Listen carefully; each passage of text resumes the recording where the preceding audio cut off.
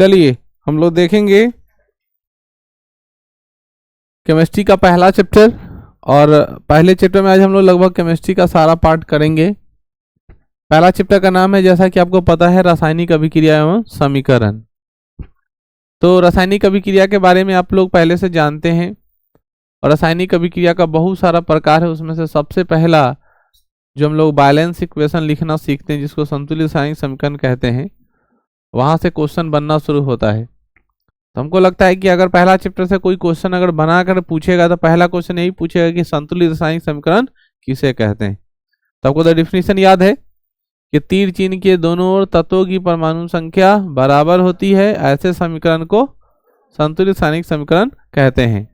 यहाँ पे पहला सवाल कहता है कि रासायनिक अभिक्रिया में प्रतीक S, L, G और AQ क्या होता है। S मतलब सॉलिड, S मतलब तो सॉलिड माने ठोस, L है, L माने लिक्विड, लिक्विड माने द्रव, और G माने गैस, और AQ माने होता है जलीय घोल, जलीय विलयन। बात समझ में आई। वाटर वाला पानी को जो मिलाते हैं तो उसको हम लोग AQ लिखते हैं। जैसे आप लोग को याद होगा, बचपन में पढ़े होंगे एक्वाटिक एनिमल, ठीक है ना, जलीय जीव। बात समझ में आया।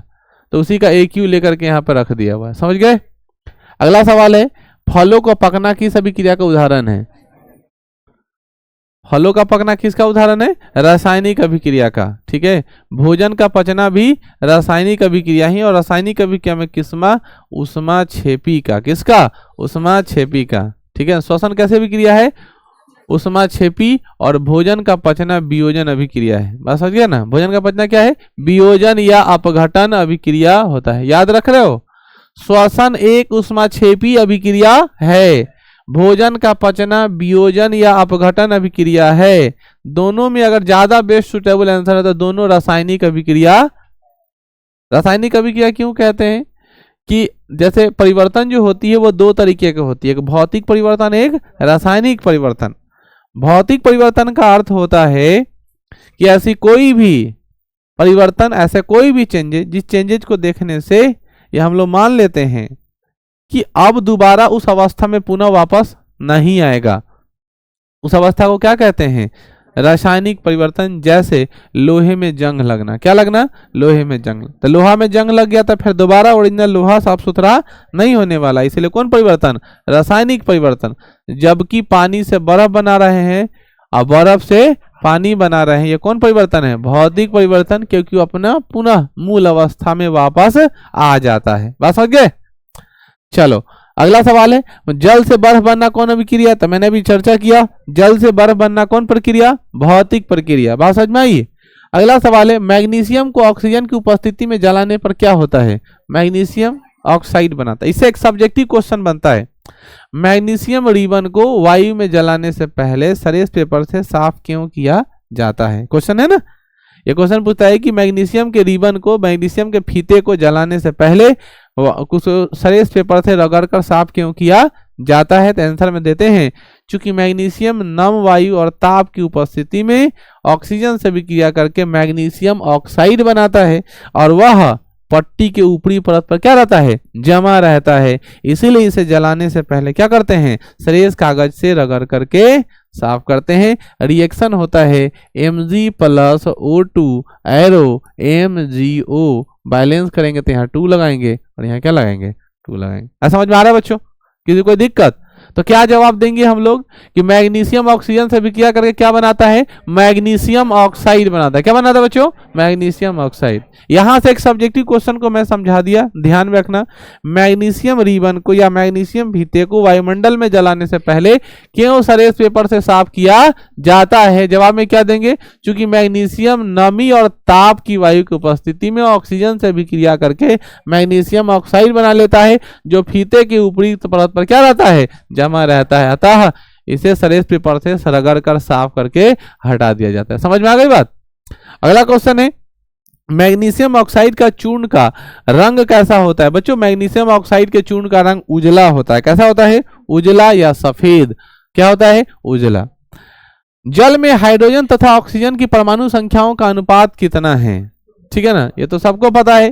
क्वेश्चन कभी कल खचराई कर देता है, उलट देगा। क्वेश्चन बोलेगा ऑक्सीजन और हाइड्रोजन का अनुपात कितना है, ठीक है ना। तो 2:1 नहीं बोल के 1:2 हो जाए। क्वेश्चन ध्यान समझना, पहले हाइड्रोजन 2, हाइड्रोजन की औकात कितनी है ऑक्सीजन की, मतलब हाइड्रोजन 2 मिलता है, ऑक्सीजन 1 मिलता है, पानी की परमाणु पानी का जो अणु है तैयार होना शुरू होता है, मॉलिक्यूल बनना शुरू होता है। तो आपको हमेशा याद रखना है कि पूछ क्या रहा है, ठीक है ना, कि ऑक्सीजन और हाइड्रोजन का पूछ रहा है या हाइड्रोजन और ऑक्सीजन का पूछ रहा है। बस आपको याद रखना है कि वाटर मॉलिक्यूल में 2 परमाणु हाइड्रोजन के, 1 परमाणु ऑक्सीजन के होते हैं। बात समझ गए। इसलिए यहाँ पे अनुपात कितने हैं, 2:1। पानी का सूत्र H2O, जल का सूत्र क्या होता है, लेकिन यहीं पे क्वेश्चन लिख दे बुआ, भारी जल, कौन जल, भारी जल का सूत्र, कौन जल, ध्यान से सुनना, भारी जल का सूत्र दूसरा होता है, जल दूसरा है और भारी जल दूसरा है। अब भारी जल का फार्मूला होता है D2O, क्या होता है, याद रखेंगे, भारी जल का फार्मूला क्या होता है, D2O, समझ गया ना, भारी जल का फार्मूला समझ में आए, भारी जल का फार्मूला D2O, याद रख लेना, भारी जल का फार्मूला D2O होता है। इसका इस्तेमाल, इसका प्रयोग कहाँ करते हैं, रिएक्टर में करते हैं। कहाँ करते हैं, परमाणु रिएक्टर में मंदक के रूप में इस्तेमाल करते हैं, कूलेंट के रूप में इस्तेमाल करते हैं, मशीन को ठंडा करने के लिए इस्तेमाल करते हैं। आप लोग नाभिकीय ऊर्जा का स्रोत आखिरी चैप्टर पढ़े हैं, वहां पर पढ़े हैं परमाणु रिएक्टर, लॉन्ग आंसर क्वेश्चन है, उसी में इस D2O का इस्तेमाल होता है। अगर समझ में, कूलेंट के रूप में, ठंडक, शीतलन के रूप में सॉरी करते हैं, मंदक के रूप में नहीं, शीतलन के रूप में। बात समझ गए। प्रकृति में ऑक्सीजन का संतुलन कैसे बना रहता है, प्रकृति में ऑक्सीजन का संतुलन प्रकाश संश्लेषण की क्रिया द्वारा बना रहता है। और धीरे धीरे बच्चों हम लोग उस प्रकाश संश्लेषण की क्रिया करने वाले जीव अर्थात पेड़ को काट रहे हैं, और काटने से यह असंतुलन उत्पन्न हो गया है।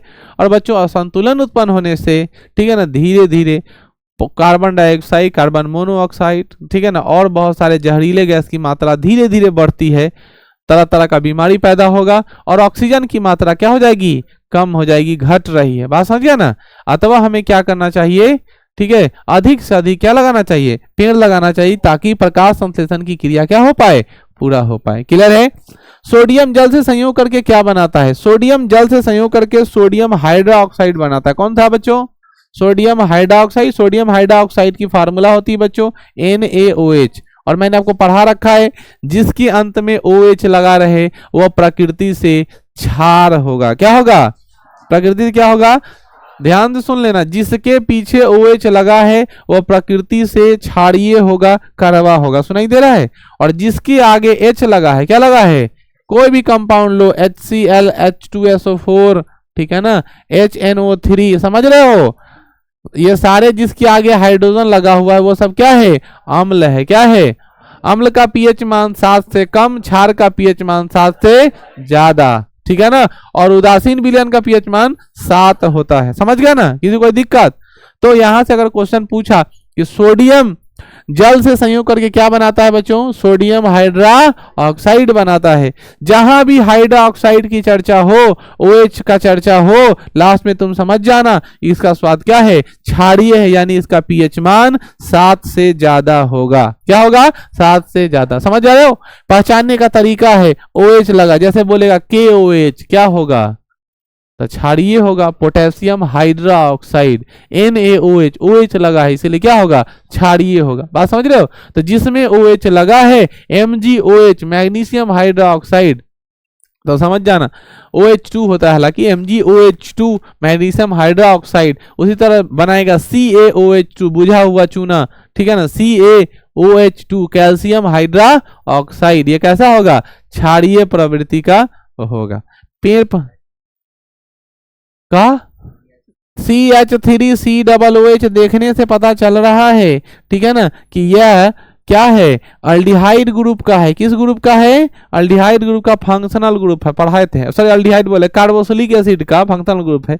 ये थोड़ा छेड़ दिए तो थोड़ा हम आपको बता देते हैं कि मैंने आपको पढ़ा रखा है कि देखो जहां पर OH लगा रहे वो अल्कोहल है। क्या है, अब जैसे यहाँ पे KOH लगा रहे तो ये अल्कोहल फंक्शनल ग्रुप का नहीं है, वो हाइड्रोकार्बन में है, मतलब कार्बन कंपाउंड के साथ है। बात समझ रहे हो। इसीलिए जैसे मान लो यहाँ पर हम लिख दूं CH3 और OH लिख दिया ना, तो ये ऐसा नहीं बोल देना ये क्षारीय है, अच्छा, लेकिन अगर मैं लिखूं NaOH तो ये क्या है, क्षारीय है। दोनों बात अलग है। ये कार्बन और हाइड्रोजन कंपाउंड के साथ है, यानी कार्बनिक यौगिक के साथ OH जब लगा रहता है।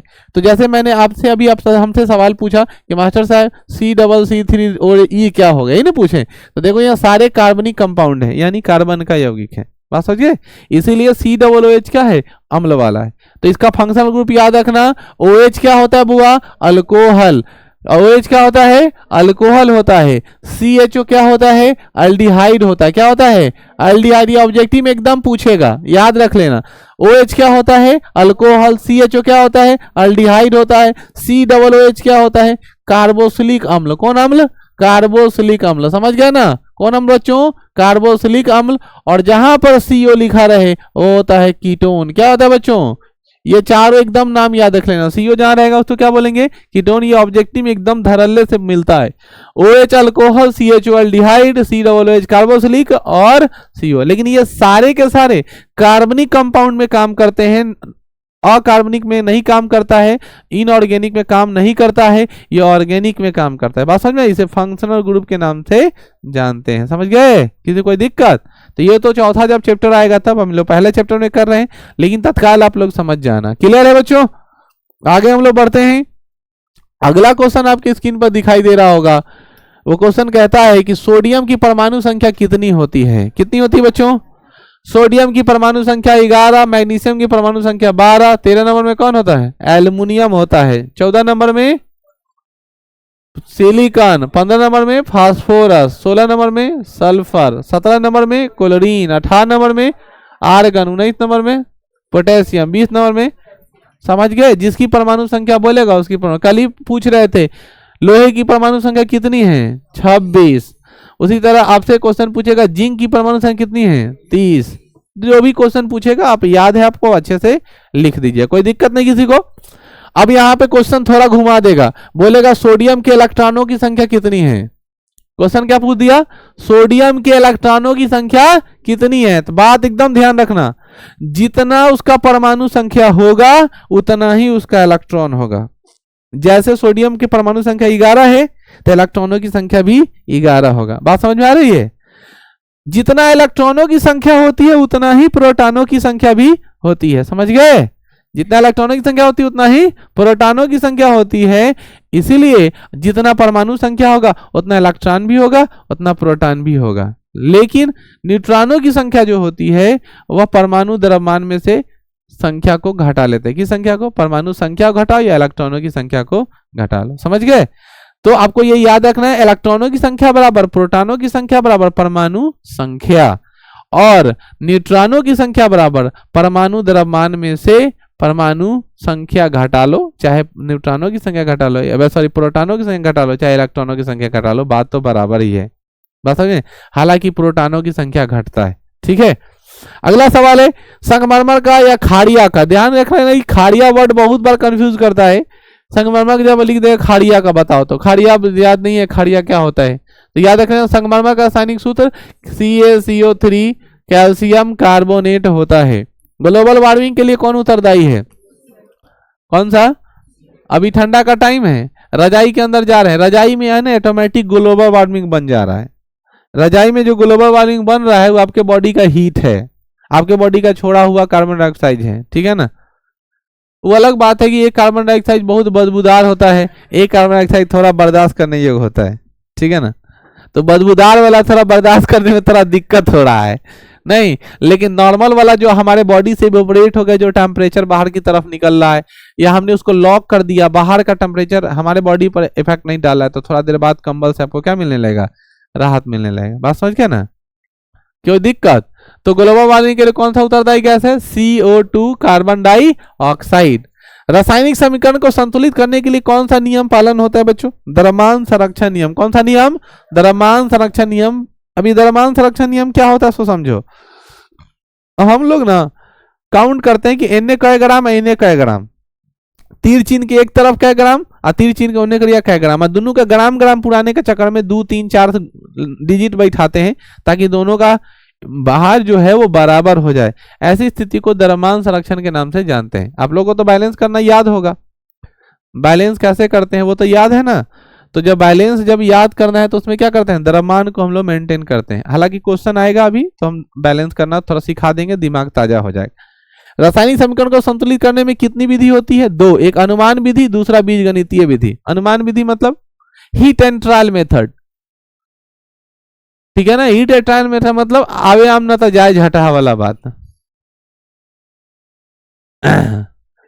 पहले का भोजपुरी में वो गाना है, धैले बा मोजर धरी टिकोरा, ठीक है ना, हो जाए बा पाका लाम, मिली तो मिली न तो जय सिया राम, ठीक है ना। ट्राई कर रहा है लेके अब मारा झटा, ठीक है ना, या तो आम आएगा न तो झटा जाएगा। दूसरा क्या है, हीट एंड ट्रायल मेथड, कोशिश करेंगे यहाँ दू बैठाते हैं, दू बैठा है एने करिया, दू दूना चार, एने चार पुड़ गया, ओ काम हो गया। लेकिन कभी काल होता है ना बहुत जटिल क्वेश्चन, कॉम्प्लेक्स नंबर आ जाता है, तो वहां पे अनुमान विधि काम नहीं करता है, तो वहां पर फिर हम लोग, ठीक है ना, बीजगणितीय विधि से आगे बढ़ते हैं। क्लियर बच्चों। अगला सवाल है, नाइट्रोजन हाइड्रोजन के गैस के संयोग से क्या बनता है। भाई नाइट्रोजन और गैस के संयोग से जहरीला गैस बनता है अमोनिया, ठीक है ना। आपको याद होगा जब हम लोग पेशाब करते हैं, ठीक है ना, तो हमारे पेशाब में किसकी मात्रा होती है, यूरिया की, क्या होती है, और यूरिया की मात्रा कितनी है बच्चों, 2%। उसमें के साथ यूरिक एसिड भी मिलता है 2%, और 96% पानी होता है। यानी अगर इसको प्यूरिफाई किया जाए 100 ग्राम में से तो 96 ग्राम वाटर है, फिर वो पीने योग्य है, 4 ग्राम हटा दीजिए, ठीक है ना। डिस्कवरी चैनल तो आप लोग देखे ही होंगे, पेशाब पी लेता है, ठीक है ना, ठीक है ना, प्यूरिफाई करता है। प्यूरिफाई करने का क्या मतलब, जैसे हम लोग अभी घर में आरओ लगाते हैं, मार्केट से पानी लेके आते हैं, तो वो सब क्या है, प्यूरिफाइड होता है। प्यूरिफाई का अर्थ क्या होता है, प्यूरिफाई का अर्थ होता है बाबू उसके गंदगी को, अशुद्धि को हटा देना। तो यूरिया हमारे लिए खतरनाक है। जैसे जो आदमी ताड़ी वाड़ी पीता है, ताड़ी पीता है ना, गांव में मिलता है ताड़ी, तो ताड़ी जो होता है ना डुप्लीकेट ताड़ी बनाता है, जो उसमें यूरिया मिलाता है, यूरिया समझ गया ना, यूरिया घोल के मिलाता है, और उसको पीने से थोड़ा नशा ज्यादा आता है। तो जो नशेरी आदमी होता है कहेगा चल ना फलना गद्दी पर बड़ा बढ़िया ताड़ी देता है, क्योंकि उसको वहां का लत लग गया है, किसका, यूरिया का, और पिएगा एकदम मजा आ गया सैग, ठीक है ना। अलग अलग जगहों पे अलग अलग चाय पीने का भी आदमी को आदत होता है। तो बड़े बड़े जब चाय जो शॉप होते हैं जहां पर आदत लगाया जाता है चूस की, वहां पे है ना उसमें कुछ नशीला पदार्थ थोड़ा थोड़ा मिलाया जाता है, ताकि ग्राहक वहां है ना बार बार आए। बस हो गया ना। ये सब बड़े बड़े कैफे का, ठीक है ना, एक फंडा रूल है, जो है ना उसमें थोड़ा नशीला पदार्थ धीरे धीरे क्या करेगा, मिलाएगा, और नशीला पदार्थ तुमको है ना आदत लग जाएगा, और दूसरी जगह चाय पियोगे सेटिस्फेक्शन नहीं मिलेगा, तुम वहीं जाके बार बार चाय पियो, क्योंकि वो नशा है, तुमको पता नहीं, पता है, तुमको पता ही नहीं चलेगा, और धीरे धीरे तुम उसके आदी हो जाओगे। ये सब है ना बाढ़ का कंसेप्ट रहता है, टी स्टॉल का कंसेप्ट होता है, जो अभी शायद इतने छोटे शहर में सब नहीं हो रहे, लेकिन बड़े बड़े शहर में सब जाता है। चाय पीने के लिए बहुत बहुत पैसा ऐसे ऐसे उड़ा देता है, पता क्या ना। उसी का कॉपी धीरे धीरे आपको इधर देखने को मिलता है, ठीक है ना, कि ये स्टॉल खुल गया, वो स्टॉल खुल गया, लेकिन अभी उतना डेवलप नहीं। अभी आप लोग के जब कॉलेजियम की पढ़ाई होगी, ठीक है ना, जैसे आप इंटरमीडिएट क्रॉस करोगे, ठीक है, तब जब कॉलेज में जाओगे तो शुरू होगा तुम्हारा एक नया आगाज, चाय सिगरेट सुबह शाम घूमने जाना है ना। और ऐसा नहीं कि लड़कियां पीछे इस मामले में, ठीक है ना, सब लोग आगे हैं, बस इन लोगों को माहौल मिलना चाहिए बस। तो नाइट्रोजन, हल्ला मत कर, नाइट्रोजन मतलब N2, हाइड्रोजन मतलब H2, अभी क्रिया करके क्या बनाता है, अमोनिया बना रहा है। क्या बना रहा है भैया, अमोनिया। अब अमोनिया को बैलेंस करना सीखो, अरे शांत बैठ। अमोनिया को हम लोग क्या करेंगे, बैलेंस करेंगे। इधर कितना है बच्चों, ये 2 है, तो यहाँ 2 लगा देंगे, तो यहाँ जैसे ही 2 लगाएंगे तो ये 3 दूना कितना हो जाएगा, 6। तो हाइड्रोजन का कितना लगाना पड़ेगा, 3, तो 3 दूना कितना हो गया, कहानी समाप्त। अब यहाँ पे देखो ये दोनों आपस में जुड़ रहा है और वाटर बनाया, हाइड्रोजन और ऑक्सीजन आपस में जुड़ गया, तो पूछ रहा कौन अभिक्रिया है। तो पहले अभिक्रिया का बहुत सारा प्रकार जान लीजिए, ताकि डिफिनीशन आपके दिमाग में रहे और धकाधक क्वेश्चन को पहचाने। यहां से क्वेश्चन बनता है, एकदम बनता है, जो तुमको परेशान करेगा। पहला अभिक्रिया जिसका नाम है बच्चों संयोजन, कौन अभिक्रिया, दूसरा अभिक्रिया है वियोजन, तीसरा अभिक्रिया है विस्थापन, इसी को बोलते हैं बुआ एकल विस्थापन, या इसी को बोलते हैं उभय विस्थापन। तीनों नाम एक ही है। चौथा है बच्चों द्वि विस्थापन। कौन सा? एक होता उष्मा छेपी, एक है उष्मा शोषी,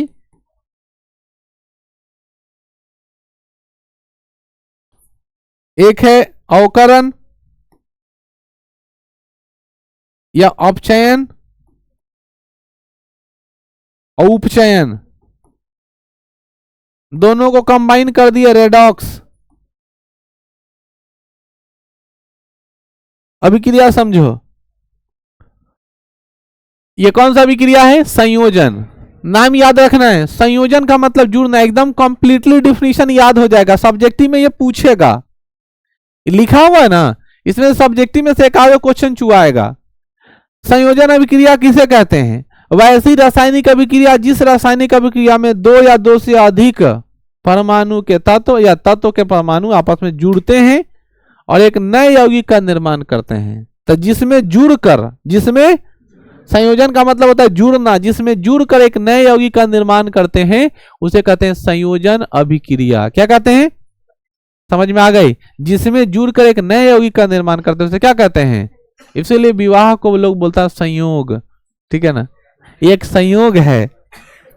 ठीक है ना, समझ में आ रहा है ना?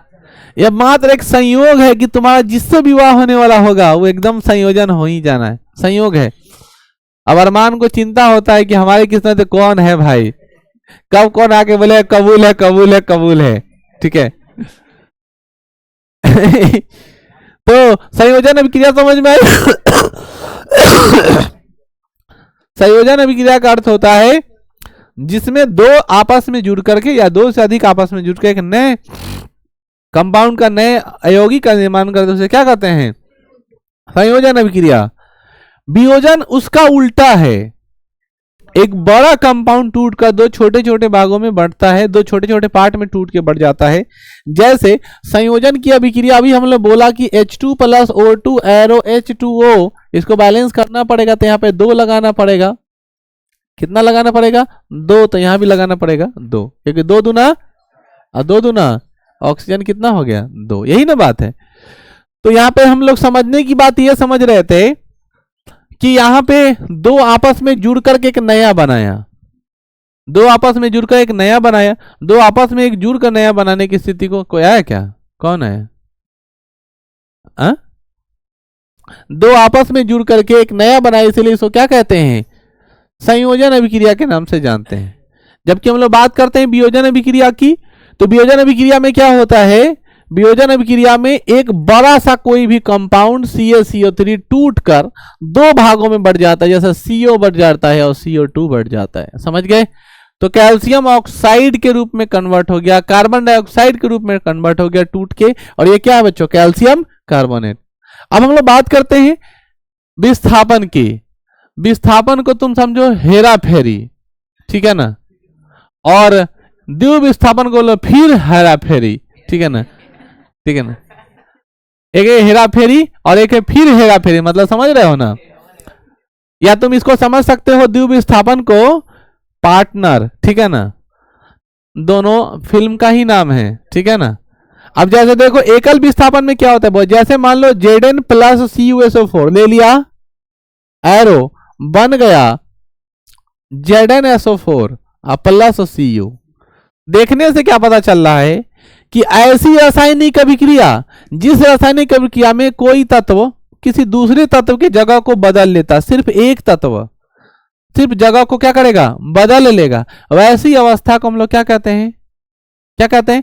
विस्थापन अभिक्रिया, एकल विस्थापन अभिक्रिया या उभय विस्थापन अभिक्रिया कहते हैं।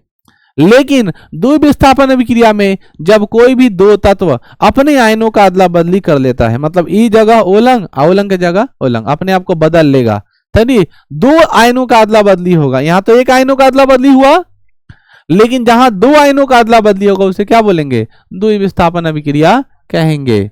उष्माक्षेपी रासायनिक अभिक्रिया सबको याद है। छेपी मतलब बाहर निकलना, शोषी मतलब चाहिए, सोखने वाला। छेपी मतलब बाहर निकलने वाला, शोषी का मतलब चाहिए। डिफिनीशन याद करो, वैसी रासायनिक अभिक्रिया जिस रासायनिक अभिक्रिया को पूरा करते समय उत्पाद के निर्माण के साथ साथ ऊष्मा भी निकलती है, बाहर निकलती है, छेपित हो रहा है, बाहर आ रहा है।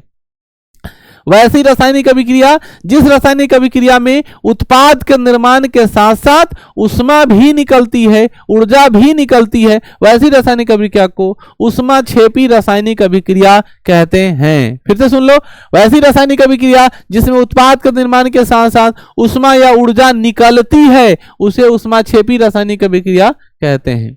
और वैसी रासायनिक अभिक्रिया जिसमें उत्पाद के निर्माण के लिए ऊष्मा की आवश्यकता होती है, जरूरत होता है, उसमें चाहिए हीट, उसमें निकलता नहीं है, उसमें चाहिए, तो जिसमें चाहिए उसको क्या बोलेंगे? ऊष्मा शोषी। अब क्वेश्चन एग्जाम में ऐसे भी पूछ सकता है कि संयोजन अभिक्रिया वियोजन अभिक्रिया का विपरीत है कैसे?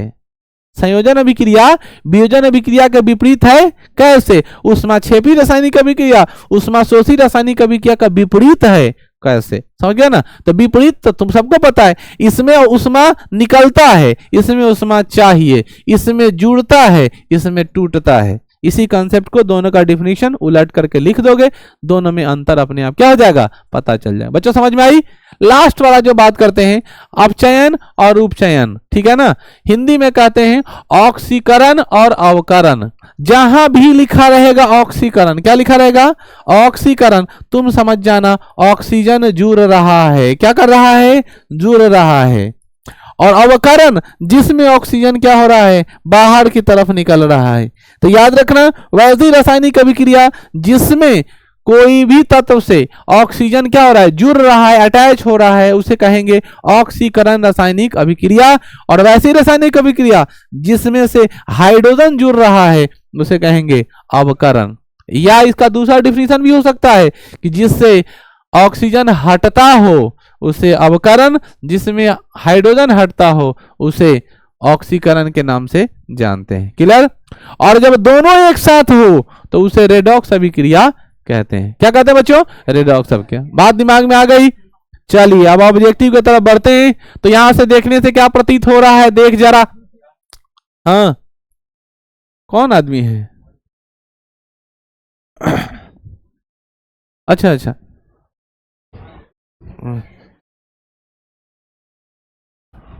लाइए, थैंक यू, ठीक है, देख लो।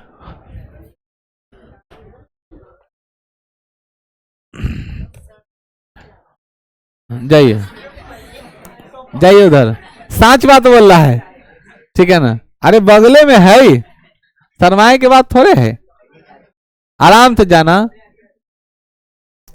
देखो यहाँ पे हम लोग चर्चा क्या करें, शांत रहो। यहाँ पे लिखता है कि CaCO3, यहाँ पे देखो अभी हम ये रिएक्शन को बताया, CaCO3 CaOCO2 कैसी अभिक्रिया है? एक बड़ा सा टूट के दो छोटे छोटे पार्ट में बैठा, समझ लो। अभी डिफिनेशन पढ़ा, उसका एग्जांपल यहाँ पे, ये बड़ा है, ये टूट करके दो छोटा छोटा बना, तो दो, एक बड़ा टूट के दो भागों में बटेगा, वियोजन। कौन रे? या उसका नाम क्या है? अपघटन। अगला क्वेश्चन देखो, अगला क्वेश्चन में कहता है CH4 2O2 है, दिखा हुआ है, ये दोनों आपस में जुड़ तो रहा है, लेकिन इसके साथ क्या निकल रहा है? ऊर्जा निकल रहा है, ऊष्मा निकल रहा है। तो कैसी होगी? ऊष्मा छेपी। समझ में आ गया? एकदम ध्यान से सुनना, डिफिनीशन याद रखना। वैसी रासायनिक अभिक्रिया जिसमें उत्पाद के निर्माण के साथ साथ ऊर्जा और ऊष्मा निकलती है उसे ऊष्मा छेपी रासायनिक अभिक्रिया कहते हैं। तो लिख दिए ऊष्मा छेपी। उपचयन को रोकने वाले पदार्थ को क्या कहते हैं? प्रतिऑक्सीकारक कहते हैं। समझ गए? चिप्स की थैली में, ये तो बच्चा को याद है, चिप्स की थैली में कौन सा गैस? नाइट्रोजन। कौन सा गैस? वायुमंडल में कितना % नाइट्रोजन है? 78%। कितना प्रतिशत? यूरिया में कितना प्रतिशत है? मूत्र में कितना प्रतिशत नाइट्रोजन की मात्रा पाई जाती है? ठीक है ना? 2% पाया जाता है। यूरिया की मात्रा 2% है, हम पूछ रहे हैं नाइट्रोजन की मात्रा कितना % है? तो यूरिया का में होता है नाइट्रोजन 46%, तो 2% का 46% निकालेंगे, जितना मूत्र रहेगा उसमें से नाइट्रोजन की मात्रा निकल जाएगी। बात समझ गया ना? इसलिए क्वेश्चन होगा, याद होगा, अगर आप लोग याद किए होंगे ऑब्जेक्टिव 20 mg वाला क्वेश्चन होगा, 20 mg, समझ रहे हो ना हिसाब, वही ऑब्जेक्टिव है, उसी पर निकाला हुआ है। तो रॉट ले ले है तुम लोग, 20 mg मार देना, 20 ठीक है, हो गया। उपचयन अपचयन अभिक्रिया का दूसरा नाम क्या होता है? रेडॉक्स। अभी पढ़ा है ना, उपचयन अपचयन का दूसरा नाम क्या है? दोनों जब एक साथ होगा, ठीक है ना, जैसे माता पिता का दूसरा नाम है पेरेंट्स, ठीक है ना, उसी प्रकार उपचयन अपचयन का दूसरा नाम है दोनों कंबाइन, ठीक है ना। असल में चचेरा में मेरा फुफेरा भाई रहता है ना, उसको शिवलिंग बोलते हैं एक साथ, शिवलिंग नहीं, ठीक जानते हो ना, शिवलिंग नहीं बोलते ना, ठीक है ना, एक साथ जब रहता है तो उसको मैं इसे बोलते हैं ना, उसी तरह यहां पर है। तो चिप्स बनाने वाली थैली में, अब यहां से तो इसका क्वेश्चन भी है ना, चिप्स बनाने वाली थैली में नाइट्रोजन गैस क्यों भरा जाता है? क्वेश्चन है, जवाब में क्या देते हैं? उसका स्वाद लंबे समय तक अप्रिय न हो, रंग अच्छा रहे, ठीक है ना, रसायन नाइट्रोजन किसी से न अभिक्रिया करती है, ठीक है ना, बल्कि उसे लंबे समय तक क्या करते हैं, उसके स्वाद को सेव करके रखती है, बात समझ गया ना, खाने के लिए वह उपयुक्त रहे, इसीलिए उसमें नाइट्रोजन गैस को क्या करते हैं, भर देते हैं। तो अचार, मुरब्बा, बिस्कुट, ठीक है ना, चिप्स, कुरकुरे, सब में क्या भरा रहता है? गैस, और गैस का पैसा लगता है, ठीक है ना, हवा फ्री में नहीं मिलता है। लोहा ऑक्सीजन से संयोग करके क्या बनाता है बच्चों? Ferrous oxide. लोहा ऑक्सीजन से अभिक्रिया करके क्या बनाता है बच्चों? Ferrous oxide, FeO। क्या बनाता है? FeO बनाता है, यानी फेरस ऑक्साइड बनाता है। लोहा ऑक्सीजन से भी क्या बनाता है? FeO, फेरस ऑक्साइड बनाता है। क्या बनाता है बच्चों? Ferrous oxide. समझ में आई? क्या बनाता है? फेरस ऑक्साइड, ठीक है। कोई आदमी बता सकता है लोहे का अयस्क का नाम क्या है? लोहे का अयस्क का नाम क्या है? हेमाटाइट, ठीक है ना, नाम है हेमेटाइट। क्या नाम है? दूसरा क्या नाम है? मैग्नेटाइट। क्या नाम है? नहीं याद है रे, ठीक है ना। और एक और नाम है कॉपर पाइराइट्स, ठीक है ना, ठीक है। हेमेटाइट, मैग्नेटाइट ज्यादा फेमस है, Fe2O3 और Fe3O4। याद रखना, क्वेश्चन पूछता है Fe2O3 क्या है? हेमेटाइट। Fe3O4 क्या है? मैग्नेटाइट। ये किसका अयस्क है? लोहा का। एल्युमिनियम का अयस्क है बॉक्साइट। क्या है? समझ में क्या है? और कोरंडम। क्या है? बॉक्साइट और कोरंडम, ठीक है ना। Fe2O3, Fe3O4 तुम लात खा जाएगा, तुमको बहुत ज्यादा जानने को उत्सुकता है, ठीक है ना, समय आएगा तो तुम उसका इस्तेमाल करना, क्या दिक्कत है। ऐसे भी देश का जनसंख्या बहुत बढ़ रहा है और तुमको खासकर ज्यादा उसका जरूरी है, ठीक है ना, जनसंख्या पर कंट्रोल करो, ठीक है। तो बॉक्साइट क्या है, उसके बाद क्या है? कोरंडम की चर्चा करते हैं बच्चों। उसी तरह जिंक का होता है, जिंक का जिंक ब्लेड। जिंक का क्या होता है? सिनेबार किसका अयस्क है? पारा का। कल याद किया था, सिनेबार किसका अयस्क? पारा का, यानी Hg का। समझ गया ना, पारा मतलब भैंसी का बच्चा नहीं, पारा मतलब Hg, ठीक है ना। अरे CBSE वाले ने लड़का सब न समझते थे पारा कथी कहल है। आइया था यादव जी हमारा पास है, यादव जी तो पारा पारी समझ में करता होगा, ठीक है ना। अरे भैंस के बच्चा को, फीमेल को बोलते हैं पारी, ठीक है ना, और मेल को बोलते हैं पारा। तो विशाल को कभी कल पापा बोल देते हैं कथी पारा लेखन कहले रहा बोल देते हैं कभी कभी। लड़की लोग को बहुत कम सुनने को ये सब ताना मिलता है कि तुम पारी लेखन करते हो, लेकिन लड़का लोग को तो हमेशा मिलता है यार पारा लेखन दे बढ़ा लिया और कुछ करता नहीं, दिन भर खाली क्रिकेट खेलता है, लोल चाटते रहता है, पारा कहीं का। श्वसन कैसी अभिक्रिया है? उसमें छेपी, या भैया पढ़ा दिए थे ना, कैसी अभिक्रिया है, या उसको दहन भी कहते हैं। अच्छा, सांस लेना क्यों जरूरी है? भोजन को पचाने के लिए। श्वसन अभिक्रिया क्यों होता है? भोजन को पचाने के लिए। और श्वसन से क्या होता है? ऊर्जा मुक्त होती है। क्या होती है? अब तुम लोग सोचो कि भाई सांसें लेने से एनर्जी हमारे बॉडी में आता है, क्योंकि हमारे बॉडी को एक्टिव करने के लिए ऑक्सीजन की आवश्यकता होती है, ग्लूकोज को पूर्णतः दहन करने के लिए ऑक्सीजन की आवश्यकता होती है, और ऑक्सीजन किससे मिलेगा? श्वसन से मिलेगा। अथवा श्वसन हमारे लिए खाने से ज्यादा महत्वपूर्ण है। तो पोषण से ज्यादा इंपॉर्टेंट कौन है? श्वसन। खूब खा लिए और सांसें नहीं चल रहा है तो वो पेट डबरा बन जाए करने लगोगे बात। अब जब सांस फिर चलना शुरू हुआ, रात को भूखे सुत जाओ या आधे पेट खा के सुतो, दिन के जितना ठेलम ठेल खाना है उतना खाओ, ठीक है ना, क्योंकि जब रात को सोते हो उस समय ऑक्सीजन की पूर्ति उतनी अच्छा, कोई गारंटी नहीं कि तुम सकस से कहीं मर जाओगे। अब हम लोग उल्टा करते हैं, रात को एकदम ठेल ठेल के खाते हैं एकदम पूरा, ठीक है, कुहर रहा है, गलती से पतरका चौकी पर 3 गोरा सुत गया सुबह बोलेगा अरे बाबू रहते तो पेट फूल गया। गर्मी के दिन में ऐसा ज्यादा होता है, इसीलिए ना क्वेश्चन कम करो, भोजन एकदम रात्रि में एकदम कोशिश करो कम करे। इसलिए पहले के आयुर्वेद के जमाने में कहा जाता था सूर्यास्त खत्म भोजन नहीं खाना है, सूर्य डूब गया खाना नहीं खाना। अभी भी देखोगे हम लोग उस प्रोसेस को अपनाते हैं, पर्व त्योहार में पूजा उजा रहता है ना, तो सूर्य डूबने से पहले ही क्या करता है आदमी, खा लेता है। घर में जब कोई मर वर जाता है, ठीक है ना, जो कर्मकांड किए रहता है वो भी सूरज डूबने से पहले ही क्या करता है, खा लेता है, ठीक है ना। ये सब हमारे वैदिक रीति है, ठीक है ना। तुम लोग ये सब देखते नहीं हो, गौर नहीं करते होगे। घर में देखते हैं ना कोई मर वर जाता है, जो आग दिया रहता है, तो जो खाना खाते रहता है वो सूर्यास्त होने से पहले ही खा लेता है, उसके बाद नहीं खाता है, क्योंकि उस समय ना आपका बॉडी जो है मेटाबॉलिज्म करता है, एनर्जी कम रहता है। ऐसी परिस्थिति होगी तो आपका पेट वूट फूल जाएगा, बीमारी हो जाएगा 10 तरह का। एक तो ऑलरेडी पहले से कमजोर है, रो रो के मैं करे करे कमजोर हो गए, तो व्यवस्था बना दिया गया ऐसा, ठीक है ना।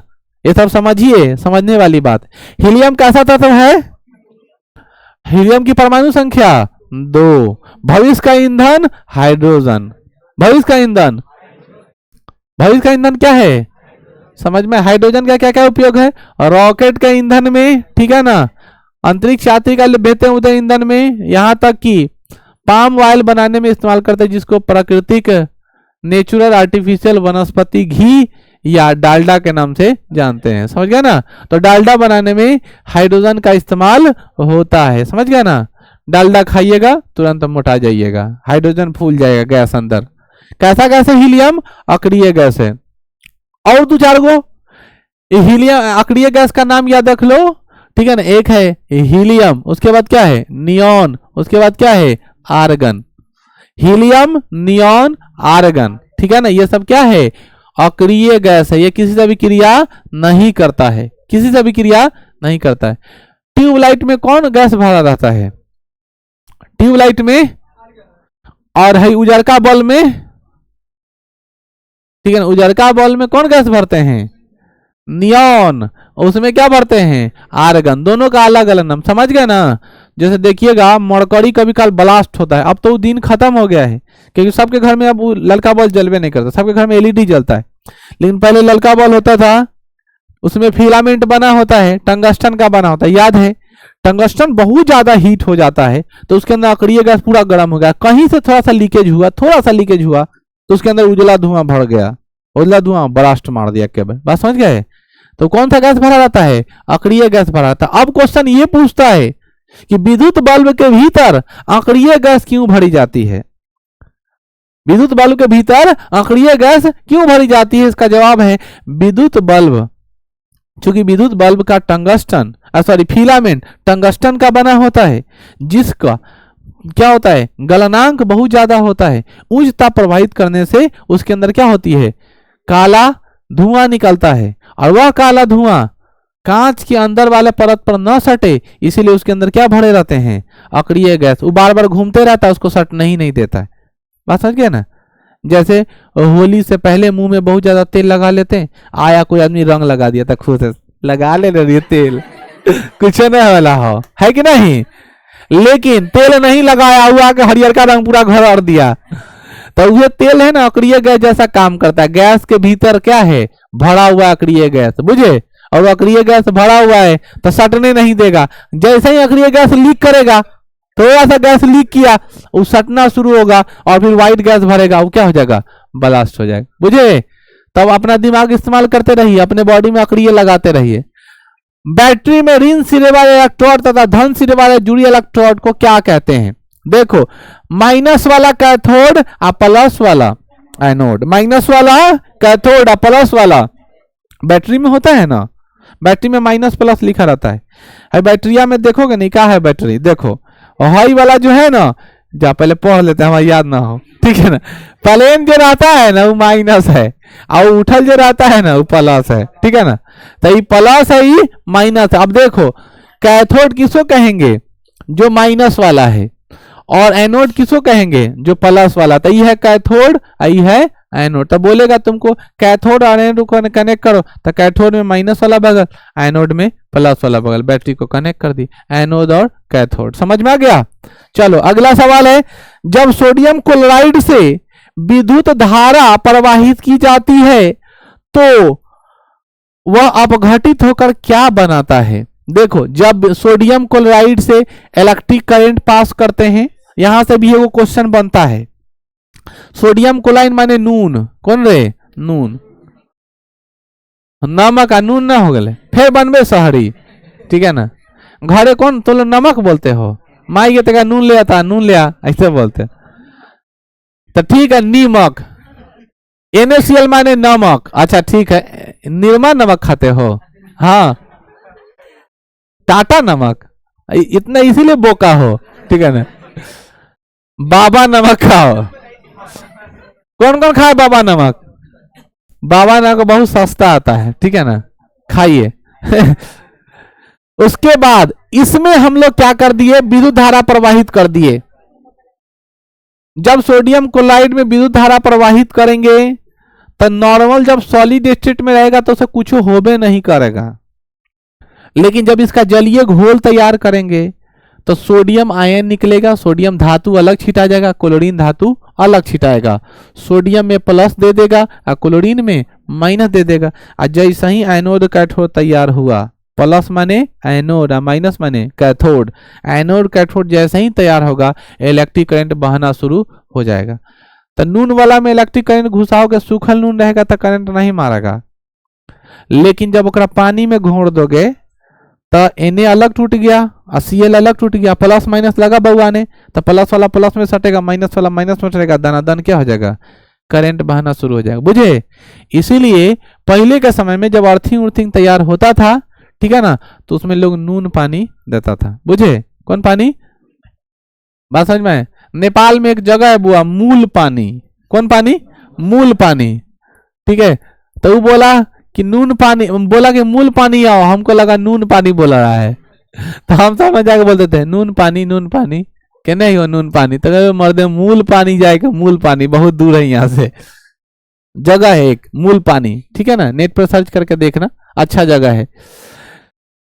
सूर्य के प्रकाश में सिल्वर क्लोराइड क्या बनाता है, सिल्वर बना लेता है, माने अलग ही हो जाता है, सिल्वर क्लोराइड क्लोरीन अलग हो जाता है। और जैसे आपको पता है ना H2 प्लस Cl2 बिना सूर्य का प्रकाश का HCl नहीं बनाएगा, इसके लिए यूवी लाइट चाहिए, सनलाइट चाहिए, बिना सूर्य का प्रकाश का हाइड्रोक्लोरिक एसिड बनबे नहीं करेगा, बुझे। उसी तरह AgCl जैसे ही धूप में रखते हैं तो क्लोरीन फुट से उड़ जाता है और क्या बच जाता है, Ag बच जाता है, Ag बच जाता है, क्या बच जाता है, अरे चांदी बच जाता है, क्या बच जाता है, चांदी, ठीक है ना। अगला सवाल है, सिल्वर ब्रोमाइड का वियोजन अभिक्रिया, कौन सा बच्चों, सिल्वर ब्रोमाइड का वियोजन अभिक्रिया किसमें किया जाता है, ब्लैक एंड व्हाइट यानी श्वेत श्याम फोटोग्राफी में, AgBr का इस्तेमाल, ठीक है ना। अरे ब्लैक एंड व्हाइट नहीं है, जैसे कोई लड़की के देखना ब्याह शादी हो रहेगा, लड़का बहुत स्मार्ट रहेगा तो खूब रंगीन रंगीन फोटो लगाएगा, ठीक है ना, कौन फोटो, रंगीन एकदम कलरफुल फोटो लगाए, लेकिन जैसे ही लड़का कलुआ मिल गया, ठीक है ना, तो लगाएगा ब्लैक एंड व्हाइट फोटो, ठीक है ना, नहीं लगाएगा रंगीन फोटो, क्योंकि तो सब देख लेगा। लेकिन रियलिटी एक्सेप्ट करना चाहिए, ठीक है ना। तुम फोटो लगाने में इतना हिचक रहे हो तो जिंदगी कैसे बिताओगे ओकरा साथे, शुरुआती वाला बात, आइडिया सोचेगा हमरो ब्लैक एंड व्हाइट लगेगा फोटो, ठीक है ना। गुलाब जामुन, ये प्रकृति का नियम है, गुलाब जामुन और रसगुल्ला दोनों का, ठीक है ना, गुलाब जामुन और रसगुल्ला दोनों कॉम्बिनेशन बना हुआ है, ठीक है ना, इसीलिए भोजन मिलता है। देखे ना, ऐसा देखिए बहुत कम देखने को मिलेगा कि काला और पीला, देखिए कहीं उजरका करियक्का देगा, ये प्रोसेस बना हुआ है। इसीलिए गुलाब जामुन और, ठीक है ना, गुलाब जामुन नहीं खिलाएगा, व्हाइट व्हाइट बहुत कम देखने को मिलेगा, लेकिन ब्लैक एंड व्हाइट दोनों का कॉम्बिनेशन रहता है। तो AgBr का इस्तेमाल कहाँ करते हैं, ये 12th का क्वेश्चन है, ये 12th में क्वेश्चन पढ़ना है, कि AgBr ऐसा कंपाउंड है जो एस्केटिक इफेक्ट और फ्रैक्शनल इफेक्ट दोनों को पूरा करता है, और इसका इस्तेमाल फोटोग्राफी में करते हैं। किसमें करते हैं? ब्लैक एंड व्हाइट, ठीक है ना, फोटोग्राफी में करते हैं। पहले के समय में होता था ना निगेटिव सिस्टम, तो वहां पे black and white he, colour print नहीं होता था, तो ब्लैक एंड व्हाइट में AgBr का इस्तेमाल करते हैं। अगला सवाल है, सही में भोजन का पाचन कौन सी विक्रिया है? या अपघटन, ये भी याद रखना। कौन सा बच्चों? अपघटन। याद हो गया ना? वियोजन या अपघटन, कौन सा अभिक्रिया? वियोजन या अपघटन अभिक्रिया। जिंक को तनु हाइड्रोक्लोरिक अम्ल या तनु सल्फ्यूरिक अम्ल में डालने पर क्या होगा? देखो, जब हम लोग, तनु का अर्थ होता है ताजा, मुलायम, ठीक है ना, ढीला ढीला, तुरंत डाले अभी, ठीक है। तो जिंक में तनु हाइड्रोक्लोरिक अम्ल मतलब HCl या तनु सल्फ्यूरिक अम्ल माने H2SO4। अब पहले याद रखो, ये पेट में रहे वाला है। हाइड्रोक्लोरिक अम्ल कहाँ रहता है? आमाशय में, है ना। और H2SO4 कहाँ रहता है? बैटरी में। बैटरी के पानी में किसका इस्तेमाल करते हैं? H2SO4। समझ गए ना? कंफ्यूजन नहीं ना हो रहे हो? H2SO4 कहाँ रहता है? बैटरी के पानी में रखते हैं। समझ गए ना? तो उसमें कौन सा बुलबुला निकल जाएगा? हाइड्रोजन का बुलबुला निकलेगा। किसका बुलबुला? हाइड्रोजन का बुलबुला बाहर की तरफ निकलते रहेगा, हाइड्रोजन का बुलबुला बाहर की तरफ निकलेगा। जब बिना बुझा हुआ चूना CO को जल के साथ मिलाया जाता है तो क्या बनता है? बिना बुझा हुआ चूना को पानी मिला देंगे तो बुझा हुआ चूना बन जाएगा। अब बुझा हुआ चूना को जो वायुमंडल में मिला देंगे तो कैल्शियम कार्बोनेट बन जाएगा। बात समझ गया ना? जैसे समझो, हाई चूना का ढेलवा लिया खरीद के, वो ढेलवा का फार्मूला है CO। इस ढेलवा में पानी पटा दिए तो ढेलवा में जैसे ही पानी पटाले तो बन गया CaOH2। क्या बना? और ई बुझलका के CaOH2 के फिर हम कहाँ पटा दिलियो? वायुमंडल में लेकर दीवार पर पोत दिलियो तो बन गए CaCO3 माने बन गए संगमरमर। अब संगमरमर बन गए तो दीवार पर आ गए सफेदी। बात समझ में? तो क्वेश्चन पूछता है, ठीक है ना, कि हम लोग चूना पोतते हैं और चूना पोतते पोतते, ठीक है ना, उजला उजला हो जाता है। तो जैसे ही पोते या उजला हो गया तो कैसे उजला हुआ? तो वही बुझा हुआ चूना वायुमंडल के कार्बन डाइऑक्साइड से अभिक्रिया करके धीरे धीरे कैल्शियम कार्बोनेट बना दिया। और कैल्शियम कार्बोनेट जैसा ही बनाया वो क्या हो गया? बुझे कि नहीं बुझे? ये क्या हो गया? संगमरमर हो गया। अरे अंडा का खोपड़ी कथी का बनल रहता है रामचंद्र? कैल्शियम कार्बोनेट का। रिएक्शन एकदम अच्छे से याद रख लो। बिना बुझल चूना पानी पटा दिए, क्या बन गया रामचंद्रा? CaOH, बुझा दिए चूना। हाई बुझलका चूना के लेके पोत दिए कहाँ? दीवाल पर। जैसा ही पोते किससे अभिक्रिया करेगा? कार्बन डाइऑक्साइड से। क्या बना देगा? Calcium carbonate. और संगमरमर की तरह व्हाइट सफेदी चमक दीवालों पर आ जाता है। अब हालांकि, ठीक है ना, समय चला गया है चूना का, ठीक है ना, अब तरह तरह का, ठीक है, पुट्टी न जाने क्या क्या आता है, ठीक है, इसलिए सिस्टम बदल गया है। लेकिन आज भी चूना जिंदा है ना, कम से कम तो लीची के पेड़ में तो पुताई हो रहा है ना, ठीक है ना। आए अब लड़का सब खैनी नहीं खाता, लड़का सब स्टैंडर्ड हो गया, व्हाइटनर सूंघता है, ठीक है ना, ठीक है ना। पहले का आदमी सब जो रहता था वो थोड़ा लिमिट में मर्यादित करता था। अब कुछ ढोने का जरूरत नहीं, स्पेशली है, सूंघ लिया एकदम फिर हो गया, ठीक है। देखो, आदमी का सबसे बड़ा दुश्मन है शत्रु क्रोध, और क्रोध से भी खतरनाक है नशा, ठीक है ना। बात समझ में आई? इसीलिए ये दोनों पर अगर तुम्हारा कंट्रोल है तो तुम समझो जीवन का, ठीक है ना। अगर तुम जीवन में बहुत सक्सेसफुल आदमी बनना चाहते हो तो तुम पहले अपने दिमाग के लिए आइस फैक्ट्री खोलो। कौन फैक्ट्री? एकदम ठंडा रहेगा दिमाग, और जितना दिमाग ठंडा रहेगा उतना तुम्हारे लिए क्या रहेगा? फायदा। इसीलिए आप अपने दिमाग को एकदम फायदा रखिए। चलिए अब हम लोग बात करते हैं आगे। अगला सवाल क्या कहता है, सो सुनो। बुझा हुआ चूना समझ में आ गया। लेड नाइट्राइट का पोटेशियम आयोडाइड के बीच अभिक्रिया होने पर क्या बनता है? अवक्षय बनता है और रंग में परिवर्तन हो जाता है। बेरियम क्लोराइड तनु सल्फ्यूरिक अम्ल मिलाने पर क्या होता है? देखो भैया, पहले समझो, बेरियम क्लोराइड और तनु सल्फ्यूरिक अम्ल दोनों को मिलाते हैं तो क्या बनता है? बेरियम सल्फेट तैयार हो जाता है। रासायनिक अभिक्रिया में भाग लेने वाले पदार्थ तो क्या कहते हैं? ये तो सबको याद है। मान लो बहुत फेमस H2Cl2 HCl बैलेंस कर दिए, 2 लगा दिए, ये रासायनिक अभिक्रिया में भाग ले रहा है, इसलिए इसका नाम क्या है, आई माल तैयार हुआ, इसलिए इसका नाम क्या है, उत्पाद। तो तैयार माल को उत्पाद कहते हैं और जो अभिक्रिया में भाग लिया उसे क्या कहते हैं, अभिकारक कहते हैं। क्लियर है। और यहां पर जो बुआ तीर के ऊपर जो लिखा रहता है वह उसका क्या होता है, उस दोनों के बीच का प्रोमोटर्स होता है, ठीक है ना, यानी रेट ऑफ रिएक्शन को बढ़ाने वाला होता है, घटाने वाला होता है। तो प्रोमोटर और पॉइजन दोनों एक दूसरे का अपोजिट है, जिसको कैटालिसिस भी कहते हैं, हिंदी में उत्प्रेरक कहते हैं। क्या कहते हैं, क्वेश्चन पूछेगा उत्प्रेरक किसे कहते हैं, तो वैसा कोई भी पदार्थ जो रासायनिक अभिक्रिया को बढ़ा देता है, स्पीड को क्या करता है, बढ़ा देता है, उसे क्या कहते हैं, उत्प्रेरक कहते हैं। जैसे हमारे बॉडी के अंदर, जैसे मान लो कि हमारा नस कोई दब गया, ये हाथ काम नहीं कर रहा है, थोड़ा स्लो काम करने लगा, तब इस पर हम एक्सरसाइज करेंगे, धीरे धीरे करे 10 साल लग जाएगा। लेकिन गए डॉक्टर ने मारा भैंसी वाला सुइया, आप सांझ में एकदम टाइट ऐसे हो गया, तो भैंसी वाला सुइया मारा, तेज हो गया, कैसे मारा था, बाहर से केमिकल, उस रेट ऑफ रिएक्शन को क्या कर दिया, बढ़ा दिया। कोनो आदमी का हार्ट जो है धीरे धीरे पुकुर कर रहा है, और वो कहिया ले जिएगा उसका कोई गारंटी, डॉक्टर लग गया, मारा सुइया, रेट ऑफ रिएक्शन बढ़ा था, भक से के बाद खुल गया उसका, तो काम देते ही से करना शुरू किया, ठीक है ना।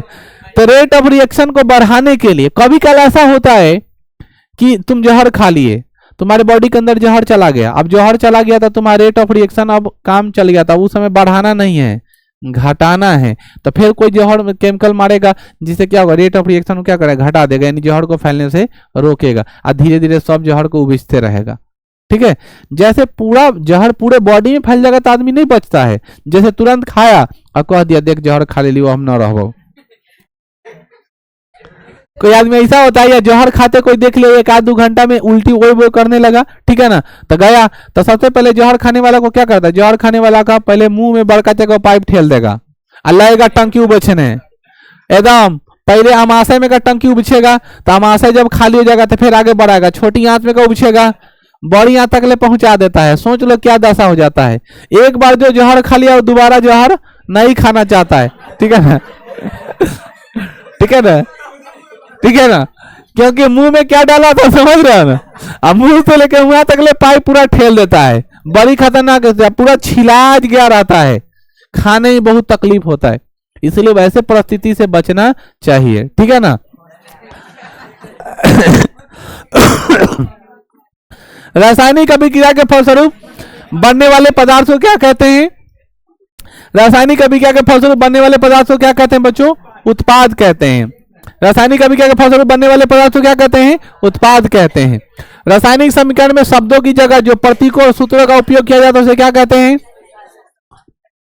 यानी लैंग्वेज नहीं लिखा रहेगा, अब बोल करके लिख देगा, ठीक है ना, कि हाइड्रोजन ऑक्सीजन से अभिक्रिया करके जल बनाता है, और ऐसे लिख दिया H2 + O2 एरो H2O, इसका मतलब भी वही है, हाइड्रोजन ऑक्सीजन से अभिक्रिया करके जल बनाता है, तो इसको क्या कहिएगा, रासायनिक अभिक्रिया। क्या कहिएगा, रासायनिक अभिक्रिया। जब अभिकारकों तथा उत्पादों की परमाणु संख्या बराबर नहीं हो तो उसे क्या कहते हैं, असंतुलित रासायनिक समीकरण, या उसे क्या कहते हैं, इसे नया नाम मान लो, बहुत नए नाम है, ठीक है, ठीक है ना, पहली बार हो रहा है, ठीक है ना। असंतुलित रासायनिक समीकरण का दूसरा नाम क्या बच्चों, कंकाली समीकरण। कौन सा समीकरण, कंकाली। चलिए आगे बढ़ते, ये सब हालांकि नहीं पूछेगा। अगला सवाल है, जब अभिकारकों तथा उत्पादों की परमाणु संख्या बराबर हो तो उसे संतुलित रासायनिक समीकरण कहते हैं। डिफिनीशन याद करो, संतुलित रासायनिक समीकरण क्या होता है, तीर चिन्ह के दोनों तत्वों की परमाणु संख्या जब समान होती है वैसी रासायनिक अभिक्रिया को संतुलित रासायनिक अभिक्रिया कहते हैं। तीर चिन्ह के दोनों तत्वों की परमाणु संख्या बराबर नहीं होती है उसे असंतुलित रासायनिक समीकरण या कंकाली समीकरण कहते हैं। संतुलित रासायनिक समीकरण में अभिकारकों तथा उत्पादों का द्रव्यमान कैसा होता है, कैसा होता है, उसके जगह पर बराबर भी चलेगा, ठीक है ना, इक्वल। सूर्य के प्रकाश की उपस्थिति में होने वाली अभिक्रिया को क्या कहते हैं, प्रकाश रासायनिक अभिक्रिया। ये नहीं बताए थे, सब अभिक्रिया हो गया तो उसमें एगो बाकी था ही, प्रकाश रासायनिक अभिक्रिया किसे कहते हैं। जवाब में क्या देंगे, सूर्य के प्रकाश के उपस्थिति में होने वाले रासायनिक अभिक्रिया को क्या कहते हैं, प्रकाश रासायनिक अभिक्रिया कहते हैं। फिर से बोलेंगे, सूर्य के प्रकाश की उपस्थिति में होने वाले रासायनिक अभिक्रिया को क्या कहते हैं, प्रकाश रासायनिक अभिक्रिया कहते हैं। अब प्रकाश रासायनिक अभिक्रिया का एक एग्जाम्पल होता है बच्चों, जो मैंने आपको बताया कि हाइड्रोजन और क्लोरीन आपस में अभिक्रिया करता है और क्या बनाता है, HCl। या प्रकाश संश्लेषण की प्रक्रिया, कौन संश्लेषण, प्रकाश, फोटोसिंथेसिस भी होता है, वो किसका एग्जाम्पल है, प्रकाश रासायनिक का। बिना प्रकाश का वो संभव नहीं है, इसलिए प्रकाश होना जरूरी है। ठीक है, बहुत दुख का बात है हमारे क्लास में कोई प्रकाश नहीं है, ठीक है ना। इतना नाम काया आदमी मुस्कान से लेकर के डिबिया तक ले पढ़ता है, ठीक है ना, आरती से लेकर के, ठीक है ना, ज्योति विकास तक पढ़ता है, लेकिन धीरज ही पढ़ रहा है, लेकिन क्या नहीं पढ़ रहा है, प्रकाश जरूरी था। ये अंधिकारा सबके जीवन में छाया हुआ है।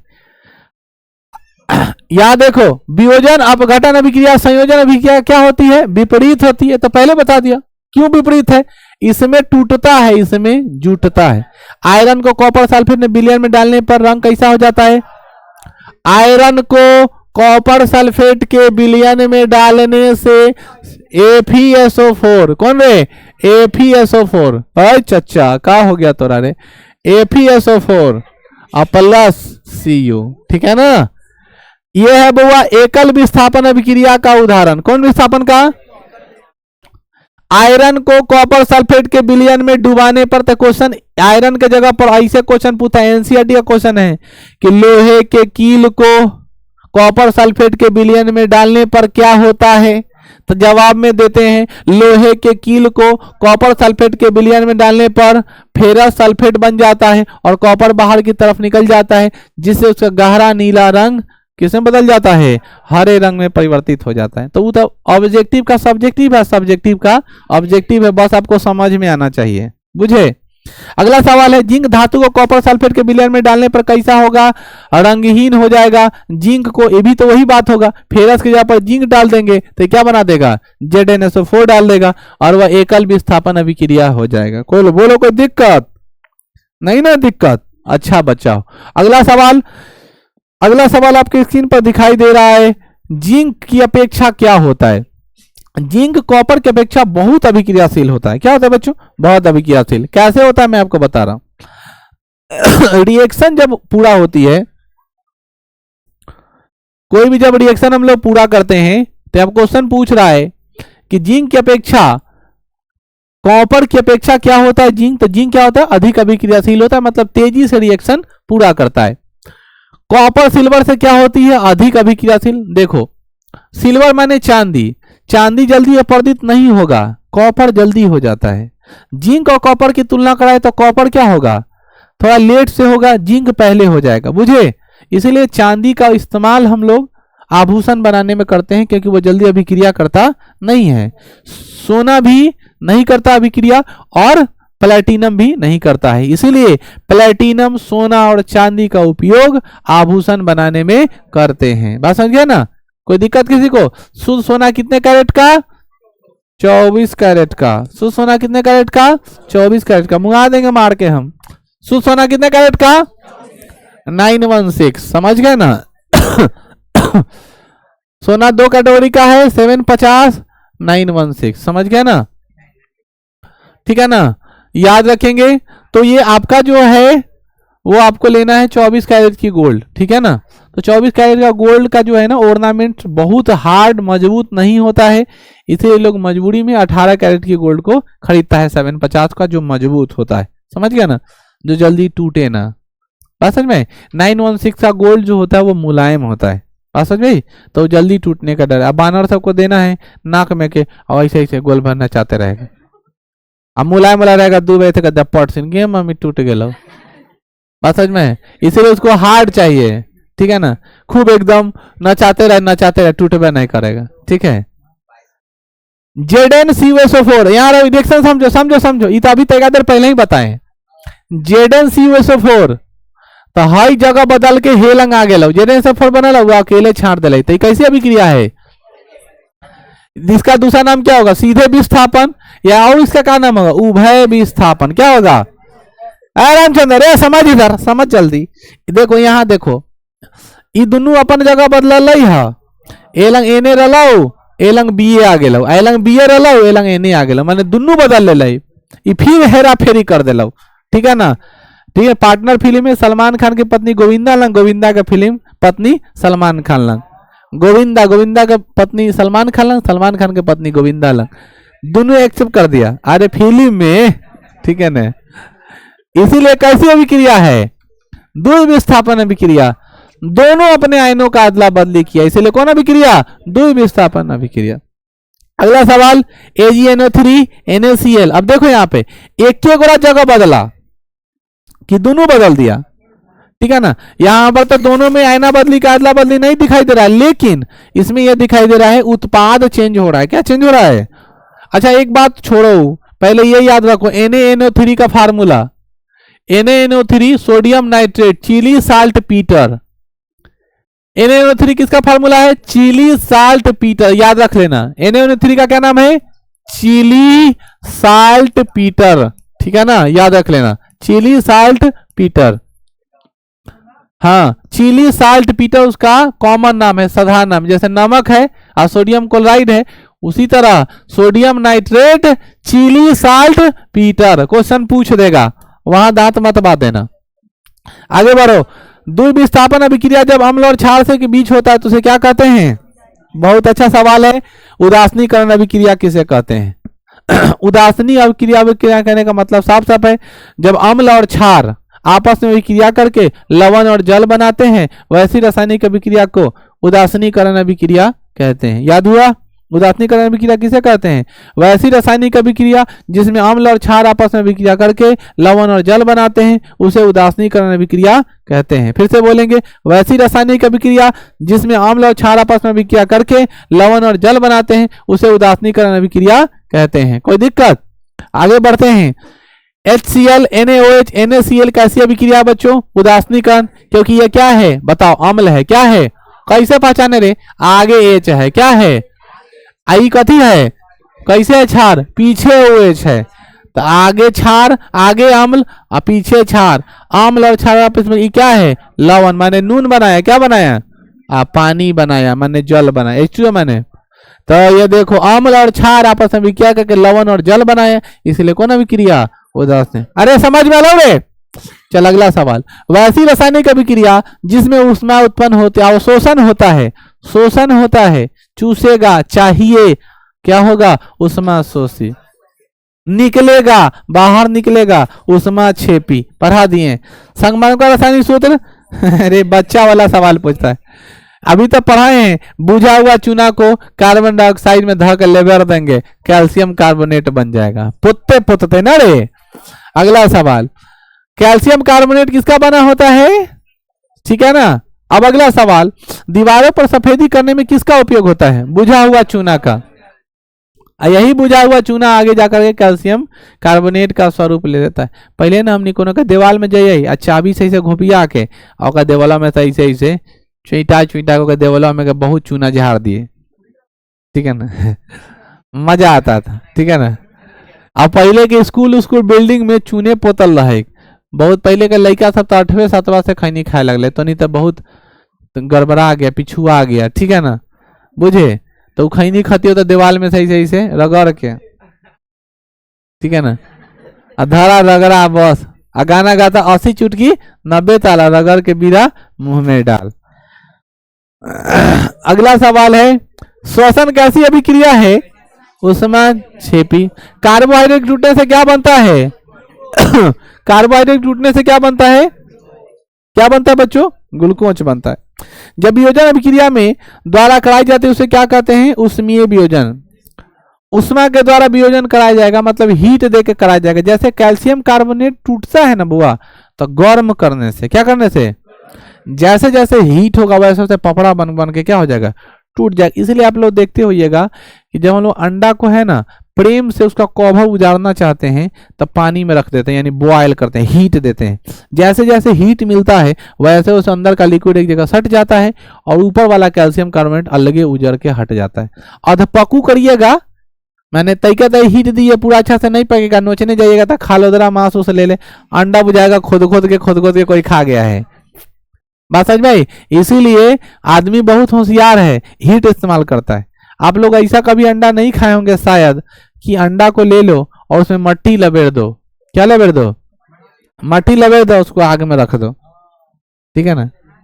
अंडा को लेकर के मट्टी लपेट देना है, कहाँ रख देना है, आग में। आराम से देखना पूरा, जब मट्टी ऊपर वाला भाग जब पूरा लाल हो गया, पक गया, फिर अंडा निकालो।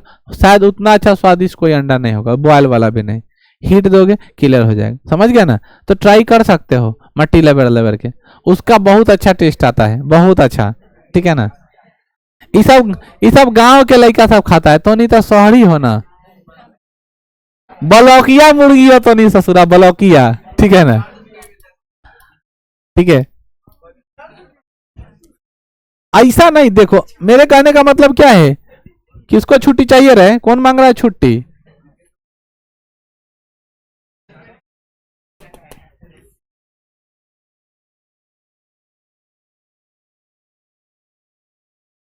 कुणाल का बातें कुछ अलग है।